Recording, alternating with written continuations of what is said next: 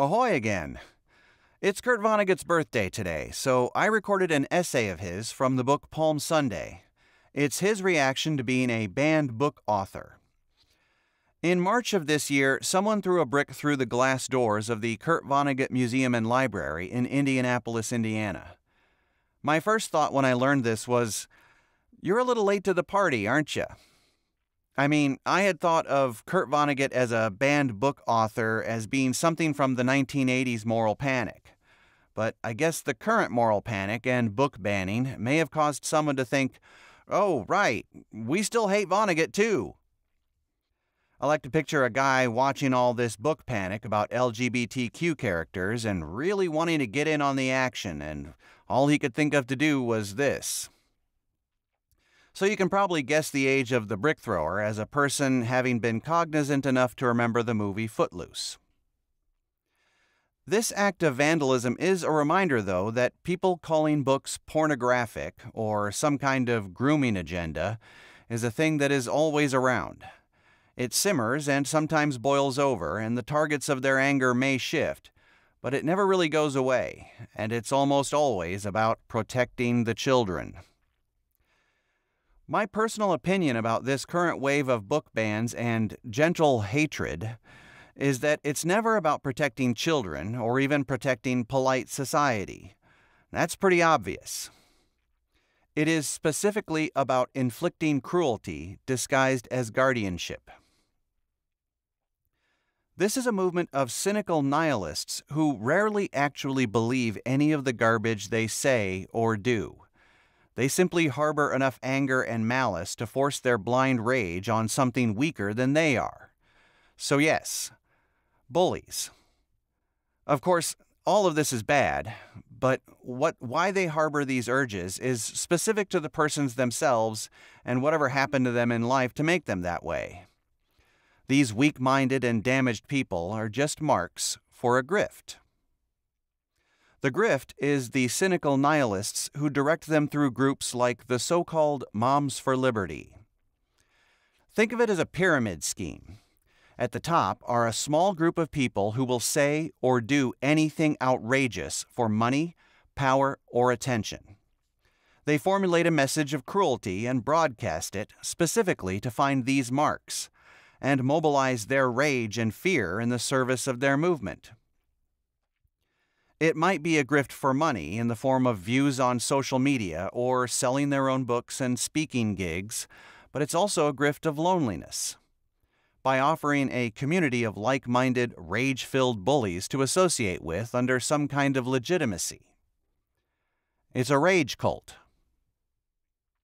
I don't have any answers on how to undo this rage cult. My own spotty knowledge of cults is that eventually they swell and collapse, sometimes violently. But we can still be vigilant against their attacks and protect ourselves and the targets of their cruelty as much as possible until their tantrums tire them out. I know a lot of that means attending school board meetings and paying attention to local elections. Show up at a drag queen story hour. Be as demanding about keeping books in libraries as they are about taking them out. They are working from a playbook, and we need to counter that. Or maybe we are sliding into a Christo-fascist dystopia. According to the news outlets, we seem to be perpetually at a tipping point. Either way, the only thing we can do is keep resisting. I'm going to put a link to the KURT Vonnegut Museum and Library down in the description for anyone who would like to donate to them or become a member. Thanks again for watching, and happy KURT Vonnegut's Birthday Day. And Armistice Day. The First Amendment, an essay by KURT Vonnegut. I am a member of what I believe to be the last recognizable generation of full-time, lifetime American novelists. We appear to be standing more or less in a row. It was the Great Depression which made us similarly edgy and watchful. It was World War II which lined us up so nicely, whether we were men or women, whether we were ever in uniform or not.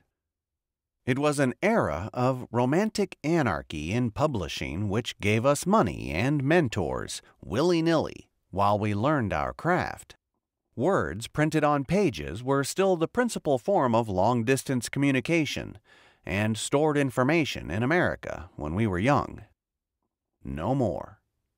Nor are there many publishers and editors and agents left who are eager to find some way to get money and other forms of encouragement to young writers who write as clumsily as members of my literary generation did when we started out. The wild and wonderful and expensive guess was made back then that we might acquire some wisdom and learn how to write halfway decently by and by.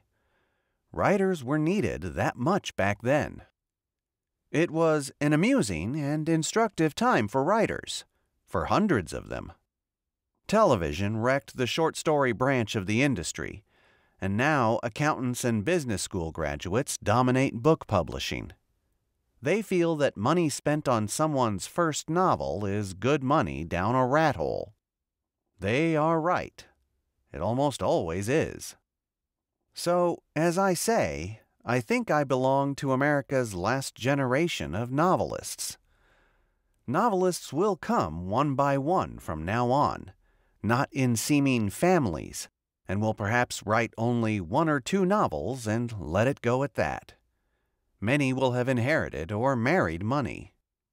The most influential of my bunch, in my opinion, is still J.D. Salinger, although he has been silent for years. The most promising was perhaps Edward Lewis Wallant, who died so young. And it is my thinking about the death of James Jones 2 years ago, who was not all that young, who was almost exactly my age, which accounts for the autumnal mood of this book. There have been other reminders of my own mortality, to be sure, but the death of Jones is central. Perhaps because I see his widow Gloria so often, and because he, too, was a self-educated Midwesterner, and because he, too, in a major adventure for all of us, which was the Second World War, had been an enlisted man. And let it here be noted that the best-known members of my literary generation, if they wrote about war, almost unanimously despised officers, and made heroes of sketchily educated, aggressively unaristocratic enlisted men.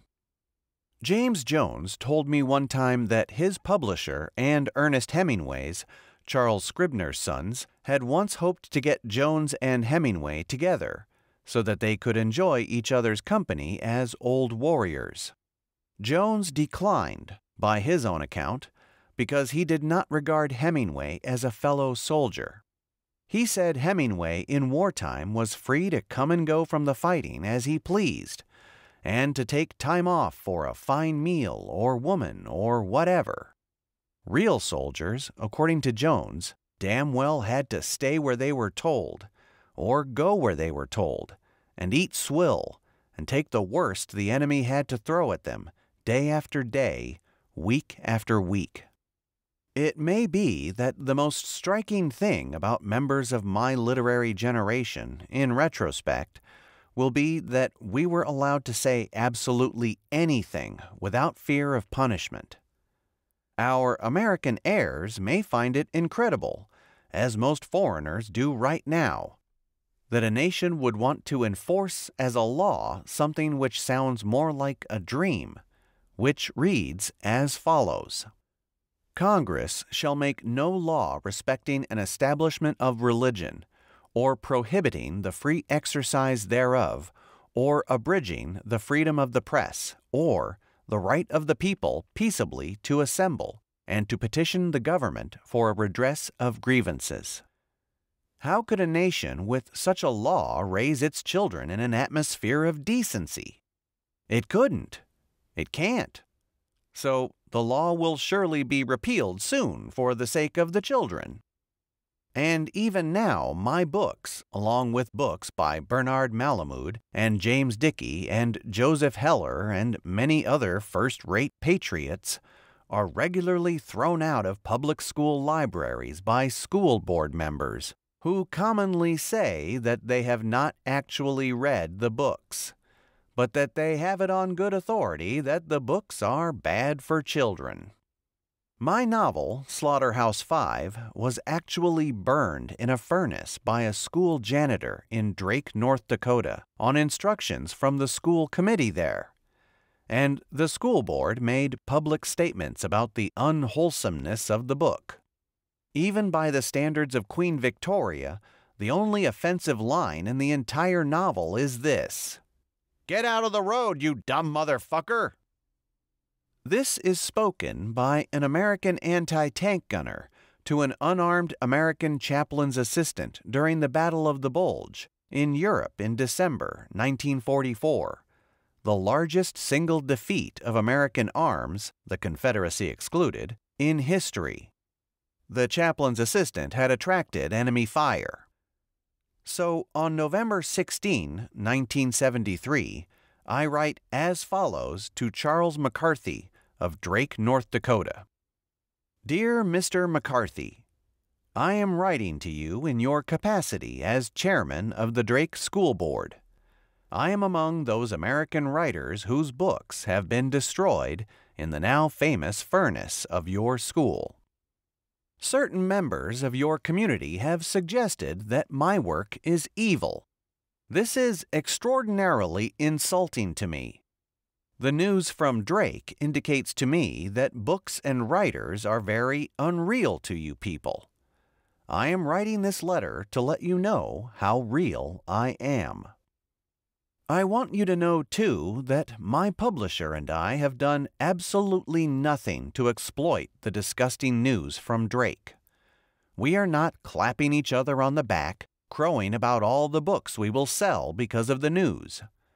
We have declined to go on television, have written no fiery letters to editorial pages, have granted no lengthy interviews.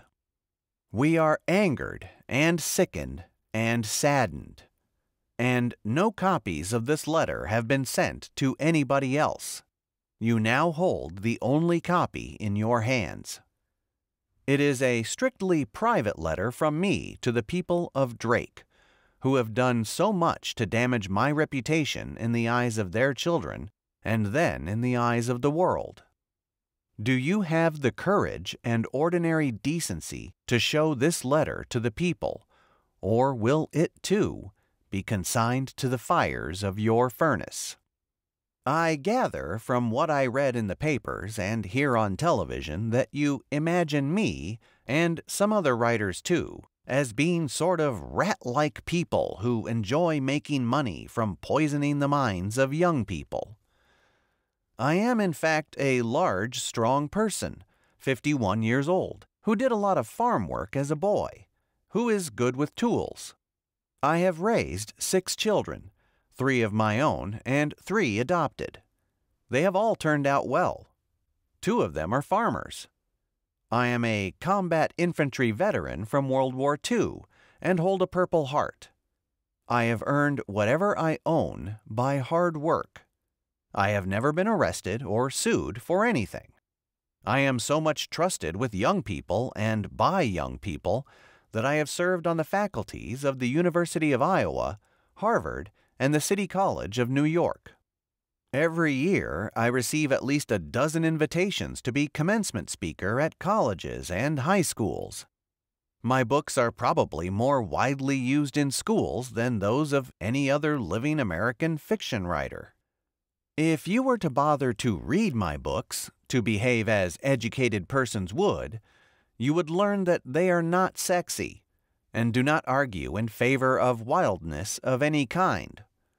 They beg that people be kinder and more responsible than they often are.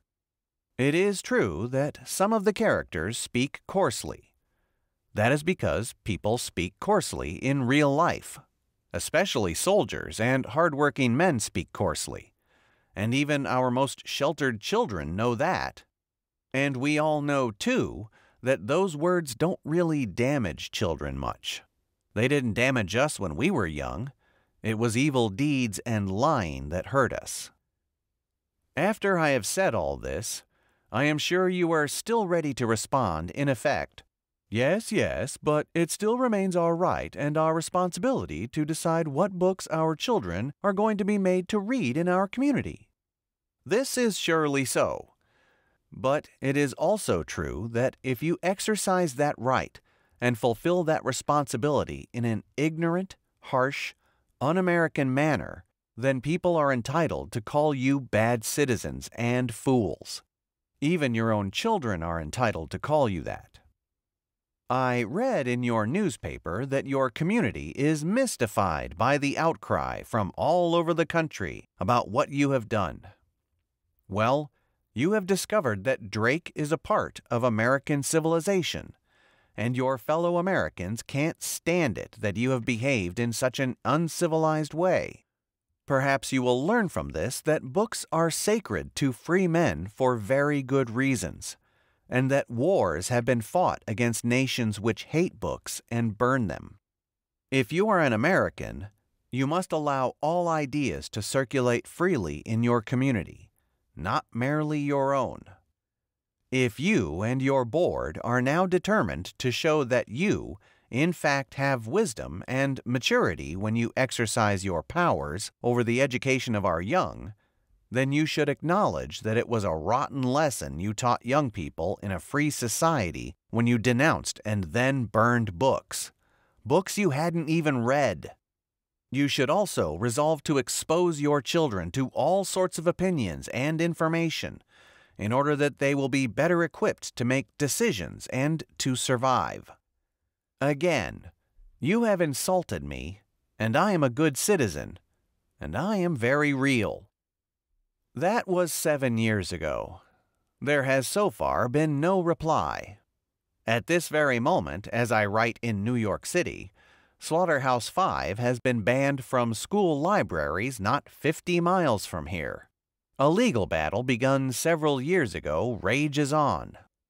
The school board in question has found lawyers eager to attack the First Amendment tooth and nail. There is never a shortage anywhere of lawyers eager to attack the First Amendment, as though it were nothing more than a clause in a lease from a crooked slumlord.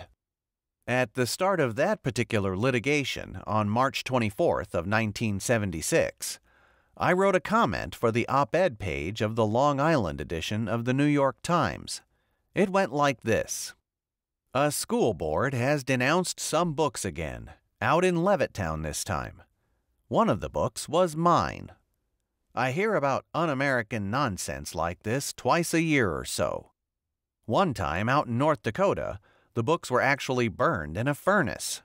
I had a laugh. It was such an ignorant, dumb, superstitious thing to do. It was so cowardly, too, to make a great show of attacking artifacts. It was like St. George attacking bedspreads and cuckoo clocks. Yes, and St. Georges like that seem to get elected or appointed to school committees all the time. They are actually proud of their illiteracy. They imagine that they are somehow celebrating the bicentennial when they boast, as some did in Levittown, that they hadn't actually read the books they banned. Such lunks are often the backbone of volunteer fire departments and the United States Infantry and cake sales and so on. And they have been thanked often enough for that. But they have no business supervising the educations of children in a free society. They are just too bloody stupid. Here is how I propose to end book banning in this country once and for all. Every candidate for school committee should be hooked up to a lie detector and asked this question: have you read a book from start to finish since high school? Or did you even read a book from start to finish in high school? If the truthful answer is no, then the candidate should be told politely that he cannot get on the school committee and blow off his big bazoo about how books make children crazy. Whenever ideas are squashed in this country, literate lovers of the American experiment write careful and intricate explanations of why all ideas must be allowed to live. It is time for them to realize that they are attempting to explain America at its bravest and most optimistic to orangutans. From now on, I intend to limit my discourse with dim-witted Savonarolas to this advice. Have somebody read the First Amendment of the United States Constitution out loud to you, you goddamn fool. Well, the American Civil Liberties Union or somebody like that will come to the scene of trouble, as they always do.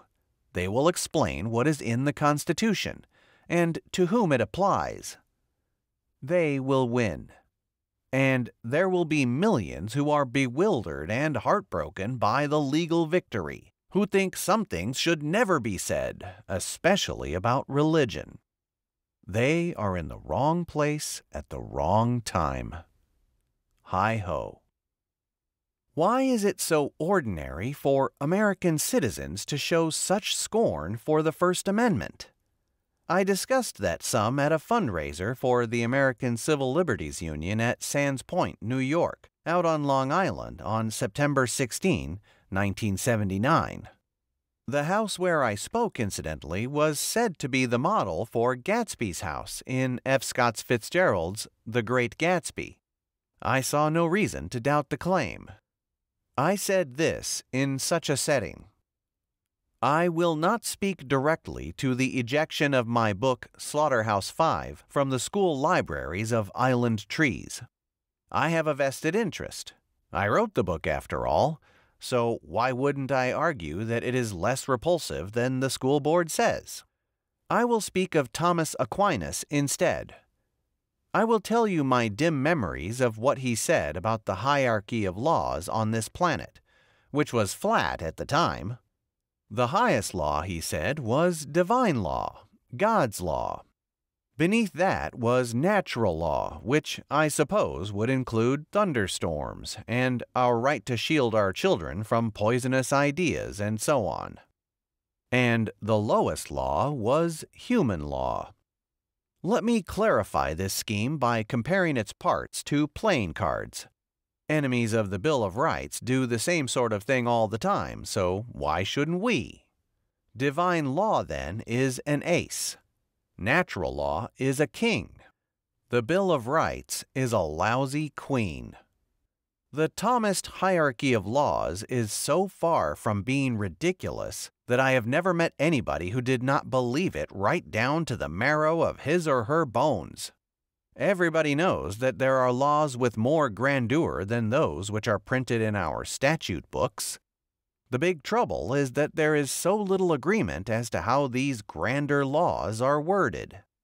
Theologians can give us hints of the wording, but it takes a dictator to set them down just right, to dot the I's and cross the T's. A man who had been a mere corporal in the army did that for Germany, and then for all of Europe, you may remember, not long ago. There was nothing he did not know about divine and natural law.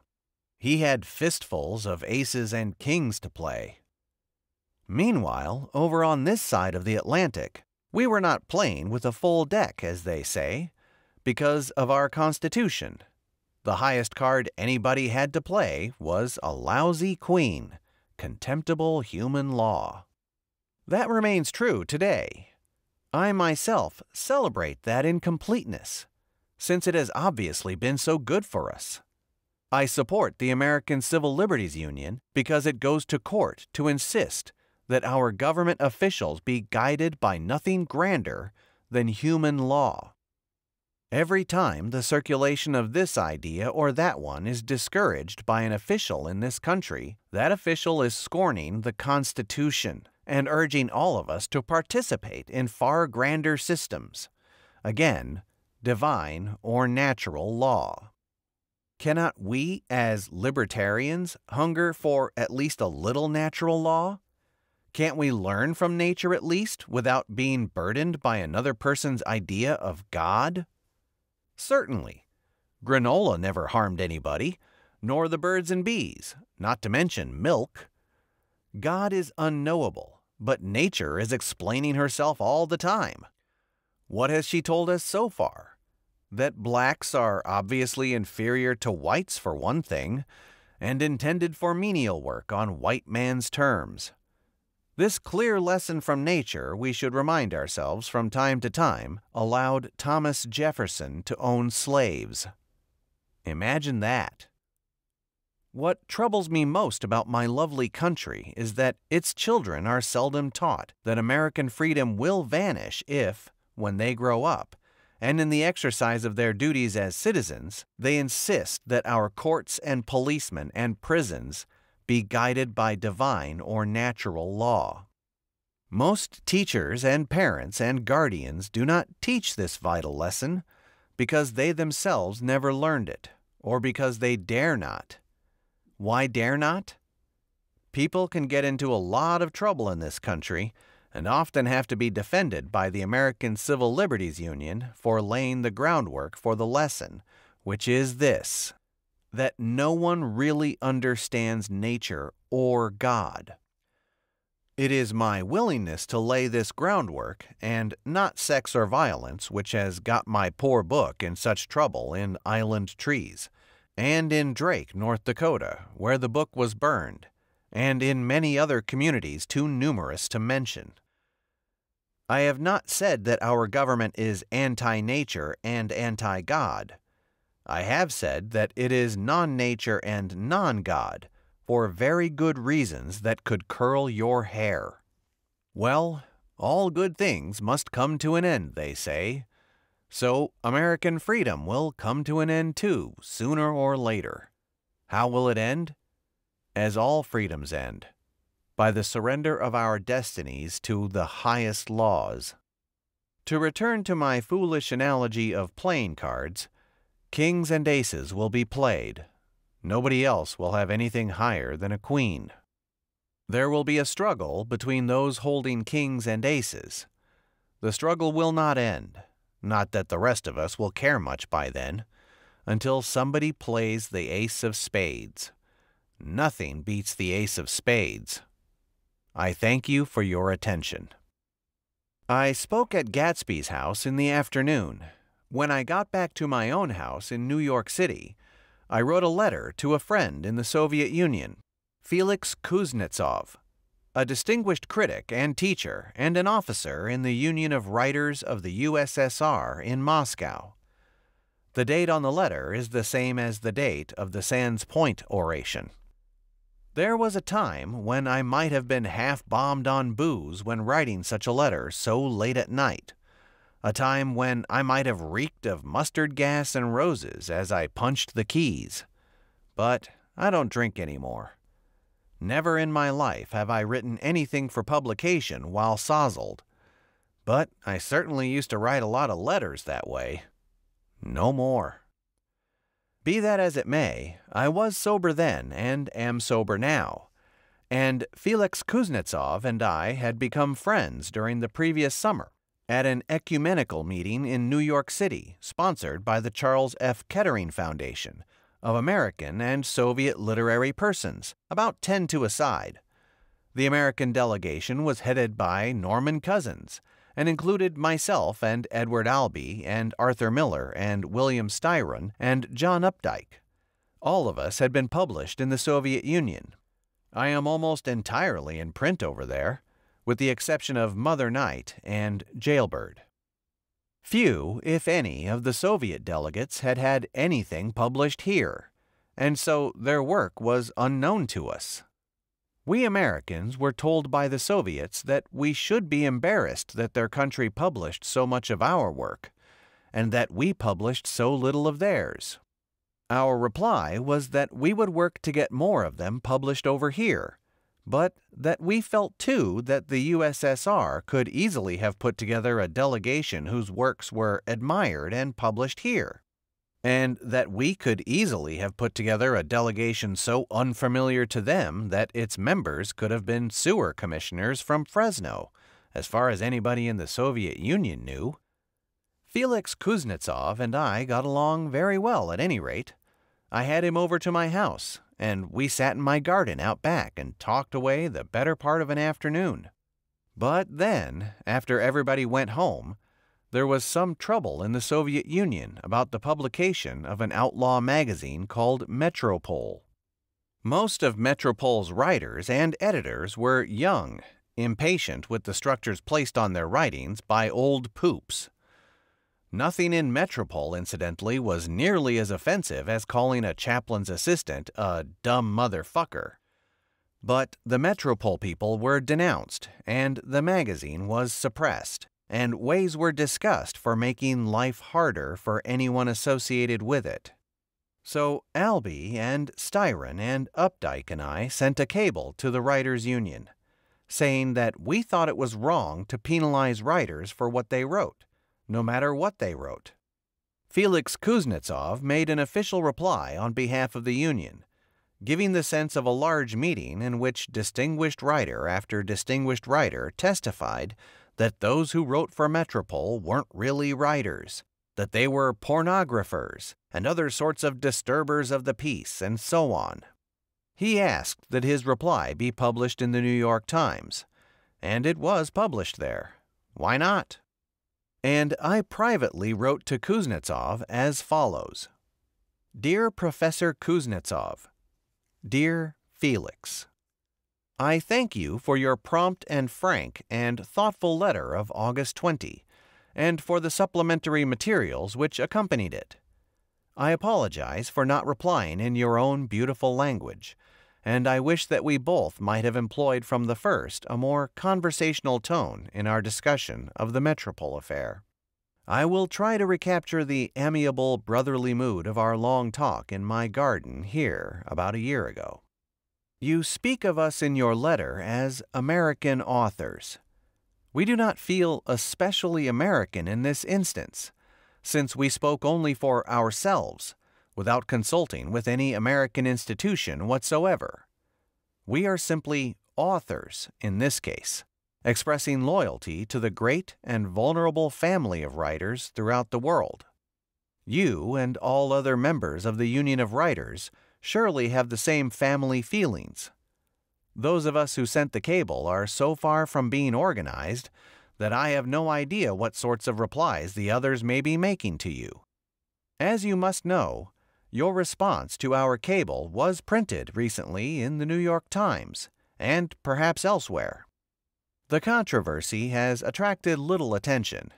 It is a matter of interest, seemingly, only to other writers. Nobody cares much about writers but writers.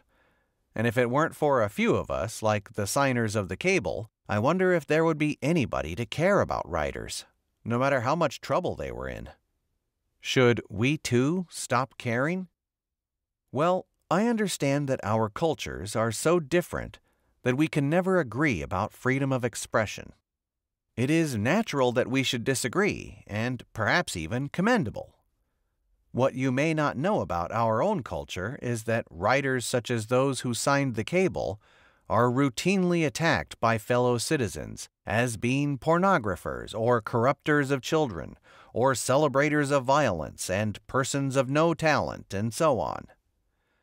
In my own case, such charges are brought against my works in court several times a year, usually by parents who, for religious or political reasons, do not want their children to read what I have to say. The parents, incidentally, often find their charges supported by the lower courts. The charges so far have been invariably overthrown in higher courts, those closer to the soul of the Constitution of the United States. Please convey the contents of this letter to my brothers and sisters in the Writers' Union, as we conveyed your letter to the New York Times. This letter is specifically for you to do with as you please. I am not sending carbon copies to anyone. It has not even been read by my wife. That homely detail, if brought to the attention of the Writers' Union, might help its members to understand what I do not think is at all well understood now, that we are not nationalists, taking part in some Cold War enterprise. We simply care deeply about how things are going for writers here, there, and everywhere, even when they are declared non-writers, as we have been. We continue to care. Kuznetsov gave me a prompt and likewise private answer. It was gracious and humane. I could assume that we were still friends. He said nothing against his union or his government. Neither did he say anything to discourage me from feeling that writers everywhere, good and bad, were all first cousins at least. And all the argle-bargling that goes on between educated persons in the United States and the Soviet Union is so touching and comical, really, as long as it does not lead to war. It draws its energy, in my opinion, from a desperate wish on both sides that each other's utopias should work much better than they do. We want to tinker with theirs, to make it work much better than it does, so that people there, for example, can say whatever they please without fear of punishment. They want to tinker with ours, so that everybody here who wants a job can have one, and so that we don't have to tolerate the sales of fist-fucking films and snuff films and so on. Neither utopia now works much better than the Page typesetting machine, in which Mark Twain invested and lost a fortune. That beautiful contraption actually set type just once, when only Twain and the inventor were watching. Twain had called all the other investors to see this miracle, but by the time they got there, the inventor had taken the machine all apart again. It never ran again. Peace.